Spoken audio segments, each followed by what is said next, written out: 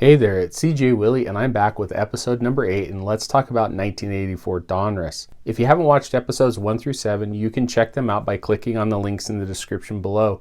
You can also find them on my channel under the playlist, Let's Talk About Baseball. In today's episode, I pick up from where I left off in episode number 7 by covering the next 50 cards in this set, numbered 311 to 360. Included in today's spotlight are 4 Hall of Famers, 1 more superstar looking for Veterans Committee consideration, and one of my favorite St. Louis Cardinals. And right out of the gate, starting off with a Hall of Famer, number 311, Ryne Sandberg. Rhino was the 1984 National League MVP, leading the Cubs to the playoffs for that year. Sandberg finished a 16-year career with a .285 batting average, 2,386 hits, 1,318 runs, 282 home runs, and 1,061 RBI. He was named to 10 All-Star squads, won 7 Silver Slugger and 9 Gold Glove awards, as well as finishing in the top 10 in MVP voting 3 times. He was inducted into the Hall of Fame in 2005 along with fellow 1980s All-Star infielder Wade Boggs. George Foster, nicknamed Yahtzee by his teammates, Foster was a dominant part of the 1970s Big Red Machine. In 1977, he won the National League MVP award by leading the league with 124 runs scored, clouting 52 home runs and driving in 149 runs. Foster finished in the top 10 in MVP voting 4 times, was named to 5 All-Star teams, and was part of the Reds' back-to-back World Series championships in 1975 and 1976. Foster might deserve another look from the Veterans Committee for a Hall of Fame consideration. Spike Owen, Gary Gaetti, the Rat, was a long-time third baseman for the Twins, Angels, Royals, Cardinals, Cubs, and Red Sox over his 20-year career. Gaetti was named to 2 All-Star teams and won 4 Gold Gloves, as well as winning a World Championship as part of the 1987 Minnesota Twins. Willie Upshaw, Al Williams, interesting name for a person born and raised in Nicaragua. Jorge Orta, he was part of one of the more infamous umpire calls in World Series history. His 9th-inning infield hit kept the inning alive and helped the Royals win Game 6 against my St. Louis Cardinals, which was followed by a convincing Game 7 victory for the Royals. Orta was named to 2 All-Star teams in 1975 with the White Sox and in 1980 with the Indians. Orlando Mercado, his first major league hit was a grand slam in 1982. That's about the only highlight in his career. Junior Ortiz, Mike Prawley, Randy Johnson, no, not the big unit. This Randy Johnson was a backup infielder with the Braves for 3 years during the mid-1980s. Jim Morrison, Max Venable, he was a backup outfielder and pinch hitter during his 12-year major league career. His son Will Venable was an outfielder for 3 different teams over a 9-year career that ended in 2016. Tony Gwynn, Mr. Padre, was a hitting machine. During his 20-year career with the Padres, Gwynn compiled a .338 career batting average, 3,141 hits, 1,383 runs, 1,138 RBI, and 319 steals. He also led the league in batting average 8 times. Gwynn was named to 15 All-Star teams, won 5 Gold Glove and 7 Silver Slugger awards, and finished in the top 10 MVP voting 7 times. Gwynn was inducted into the Hall of Fame in 2007. Dwayne Walker, Ozzie Virgil, he was named to 2 All-Star squads as a member of the Phillies in 1985 and with the Braves in 1987. His father, Ozzie Virgil, was a Major League ball player with 6 different teams in the 1960s. Jeff Lottie, Bill Dolly, as a rookie with the Astros, Dolly was named to the National League All-Star team. Rob Wilfong, interesting stat on the back of his card, says he's a standout bunter. Well, he was indeed a standout bunter. He led the American League in sacrifice hits with 25 in 1979. Mark Hill, this journeyman catcher has another amusing baseball nickname, Booter. Ray Burris, Bertram, won over 100 games in his career. Unfortunately, he lost over 130 games in his career. Alan Ramirez, Chuck Porter, Wayne Krenchicki, Gary Allenson, Bob Meacham. He was supposed to be the next great Yankee shortstop, but never panned out. The Yanks would have to wait a decade later for Derek Jeter.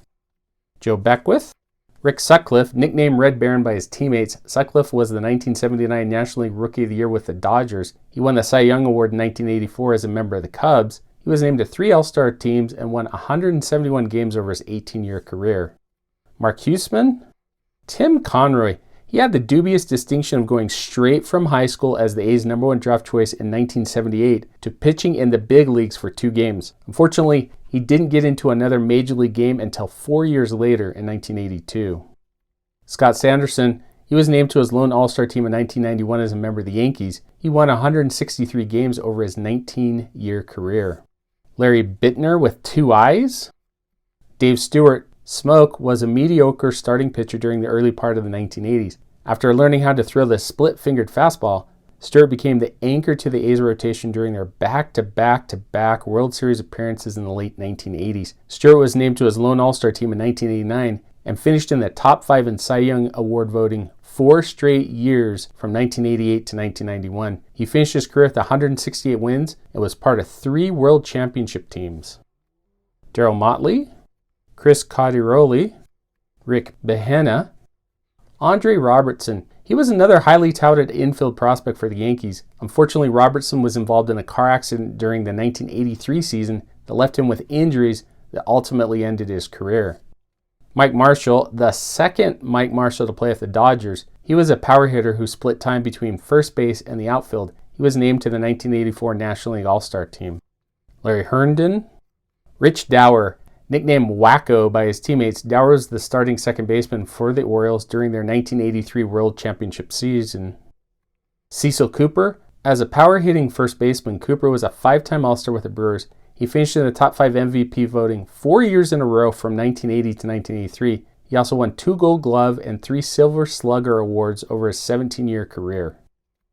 Rod Carew, the second hitting machine in today's episode. Carew won the American League Rookie of the Year award in 1967 with the Twins, followed up with an MVP award in 1977. Carew was named to an astounding 18 All-Star squads, won 7 batting titles, and finished in the top 10 MVP voting 6 times. He ended his 19-year career with a .328 batting average, 3,053 hits, 1,424 runs, and 353 steals. Carew was inducted into the Hall of Fame in 1991. Willie McGee, one of my favorite St. Louis Cardinals. McGee was a key component to the team's 1982 World Championship. As a switch hitter, McGee won the 1985 National League MVP award by leading the league in batting average with a .353 mark, hits with 216, and triples with 18. He was named to 4 National League All-Star teams and won 3 Gold Gloves as a stalwart center fielder. Phil Gardner, old scrap iron, was named to 3 All-Star teams over his 16-year career. He also spent 15 years as a Major League manager for the Brewers, Tigers, and Astros. Joe Morgan, the 4th and final Hall of Famer in this episode. Little Joe was the catalyst to the Big Red Machine of the 1970s. He was named to 10 All-Star teams, won 1 Silver Slugger and 5 Gold Glove awards. Morgan won the National League MVP award in 1975 and 1976, helping the Reds win the World Championship in both years. He finished his 22-year career with 2,517 hits, 1,650 runs, 268 home runs, 1,133 RBI, and 689 steals. He was inducted into the Hall of Fame in 1990. Luis Salazar, John Candelaria, the Candyman, was named to his lone All-Star team as a member of the Pirates in 1977. Over his 19-year career, he won 177 games and compiled a 3.33 ERA. Bill Lasky, Bob McClure. Bobby Mack compiled a 19-year career pitching until he was 41 as a lefty relief specialist.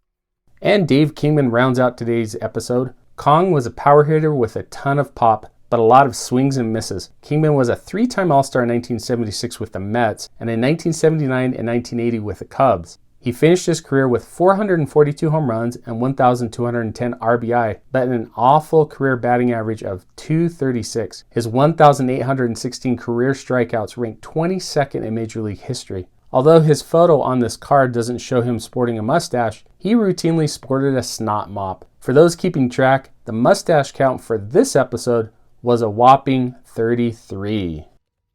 Well, that does it for episode number 8. Tune in next time for episode number 9, when I'll talk about one more Hall of Famer, another superstar looking for Veterans Committee consideration, and a bunch of scrubs since Donruss loaded all the stars toward the front of the set. However, I'll do my best to make it entertaining. Anyway, I hope you enjoyed the video. If you did enjoy it, please click on that thumbs up button and share this episode with your friends. Make sure to subscribe and update the notification icon to catch episode number 9 of Let's Talk About 1984 Donruss. Thanks for watching.